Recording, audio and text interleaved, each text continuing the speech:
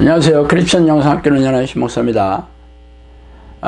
오늘은 영상학교는 살고 싶어 찾아오는 사람들에게 문을 닫아 걸지 않는다라는 제목으로 생각해 보겠습니다. 영상학교는 충주의 한적한 시골에 있으며 마을을 내려다 보이는 위쪽에 위치하고 있어요. 이 마을은 대부분의 시골 마을들이 그렇듯이 나이가 지극하신 어르신들이 일생을 한가하게 보내고 계시는 조용한 마을입니다. 그러나 최근에는 작은 소란이 벌어지고 있어요. 아시다시피 코로나 바이러스 여파가 이곳에도 스며들었기 때문이죠. 영상학교가 처음 들어설 때 마을 사람들의 반대가 심했어요. 교회가 들어오는 것을 좋아하는 사람이 없다는 것을 그때 제가 알았죠. 이유는 없었어요. 그냥 싫어했어요. 우여곡절 끝에 이곳에 정착하고 나서 벌써 4년이 훌쩍 넘었네요. 그러나 아직도 말을 터놓고 지내는 마을 사람들은 거의 없습니다. 영상학교에 들어오려면 마을을 약간 우회하여 들어오기 때문에 대부분의 마을 사람들과 마주칠 일이 없지만 대략 서너 집과 진입로를 같이 사용하고 있습니다. 그분들이 주일 아침이면 신경이 곤두서나 보여요. 그래서 영상학교에 들어오는 차량을 세우고 힐난을 퍼붓고 있는 중이죠. 마을 사람들이 영상학교 주차장에 차가 빼곡하게 들어차 있으면 불안해할까봐 한 달 전부터 면사무소 소재지에 차를 세워놓고 셔틀버스를 운영하고 있습니다. 물론 외지에서 계신 분들은 웬만하면 인터넷 동영상으로 중계되는 예배 실황을 집에서 시청하면서 예배를 드리라고 일러두었죠. 코로나 확진자가 급격하게 늘어날 무렵 마을 사람이 와서 외지 사람들을 데리면 트랙터로 길을 막겠다고 고래고래 소리를 지르며 위협을 하면서 불같이 화를 냈기 때문이에요. 그뿐만이 아닙니다. 최근 전국적으로 교회에서의 집단 감염 사태가 우후죽순으로 일어나자 지자체에서 각 교회를 찾아다니면서 공적 예배를 말리고 있습니다. 영상학교가 위치하는 그 면사무소에서는 영상학교가 가장 큰 교회는 아니었지만 큰 교회는 일찌감치 공적 예배를 중단했기 때문에 영상학교가 사람들이 가장 많이 오는 교회가 되었나 봐요. 그래서 매주 면 직원들이 찾아와서 시장에 편지를 전달하고 예배 중지를 호소하곤 했어요. 지난 주일 아침에는 아예 시청 과장님까지 대동하고 찾아와서 예배를 고려해달라고 사정을 하고 돌아왔습니다.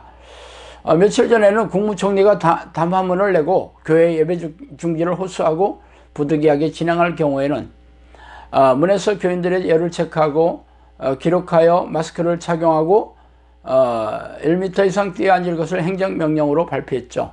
이를 어길 시에는 벌금을 물리고 확진자가 나올 경우 구상비를 요청하겠다고 위협하였죠. 그뿐만이 아닙니다. 교회 지도자들이 언론에 나와서 이번 기회에 모든 교회가 동참하여 그간 교회가 잃어버렸던 위상을 세우는 교회이자 이웃사랑을 실천하는 것이며 상식적이며 합리적인 처사라고 입을 모으고 있습니다. 그래서 제 고민이 좀 깊어졌어요. 제가 공적 예배를 고집하여 만일 확진자라도 나오기라도 한다면 돌이킬 수 없는 패착을 둔 결과를 책임지고 교회 문을 닫을 수밖에 없는 상황이 될 것이 불보듯하기 때문이죠. 이렇게 마을 사람들의 분노와 정부의 위협과 경고 그리고 교회 지도자들의 호소를 마다하고 공적 예배를 강행한다는 것은 미련하고 어리석기 짝이 없는 행태가 아닐 수 없습니다. 또한 영상학교 식구들에게 굳이 덤터기를 쓰지 않아도 될 불안과 두려움을 주는 행태가 목회자로서 지혜로운 판단이겠습니까? 그러나 영상학교가 세워진 목적이 무엇입니까? 영상학교는 귀신을 쫓아내고 정신질환과 고질병을 치유하고 가정을 회복시키며 기도훈련을 시켜 정의용사를 배출하는 곳입니다. 그래서 영상학교를 시작하면서 저는 인터넷 칼럼과 블로그, 유튜브 동영상으로 어떤 고질병이나 정신질환, 삶에 지난한 문제가 있는 사람들에게 영상학교의 기도훈련을 받기만 하면 병이 치유되고 가정이 회복되며 삶의 문제가 해결된다고 큰 소리를 떵떵 쳐왔어요. 대부분의 사람들은 웬 개가 짖는구나 하며 거들떠보지 않았지만 삶의 지옥 같은 사람은 지푸라기라도 잡는 심정으로 영상학교에 찾아와서 기도훈련 하겠다고 결심하고 실행에 옮겼습니다. 그렇게 5년이 훌쩍 넘었어요. 지금까지 수백 명의 사람들에게서 귀신을 쫓아내고 정신질환과 고질병을 치유하며 삶의 문제를 회복시킨 것도 사실입니다. 그래서 지금은 검증된 결과를 검토하고 수많은 사람들이 영상학교의 문을 두드리고 있는 것도 사실이에요.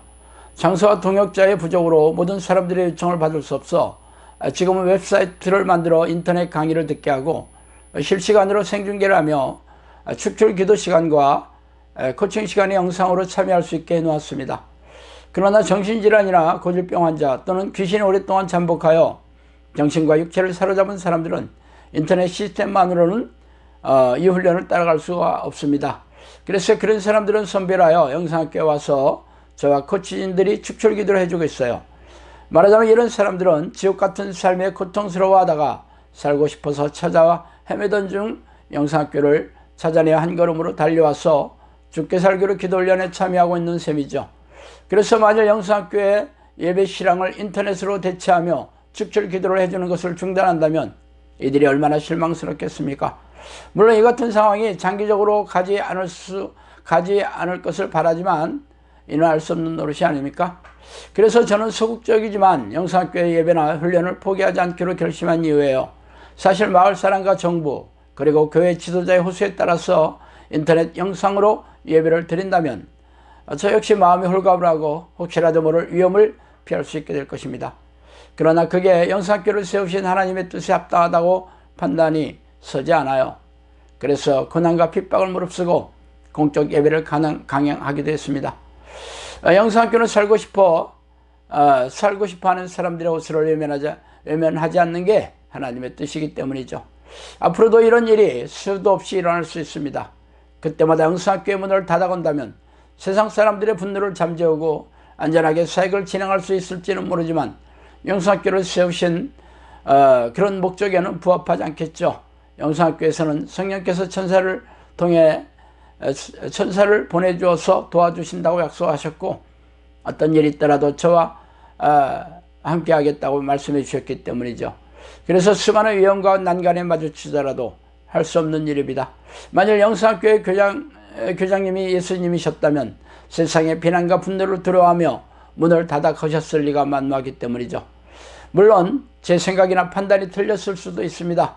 만일 그렇더라도 성령께서 이를 깨닫게 해주셔서 위험에서 피할 길을 주실 것을 믿어 의심치 않습니다.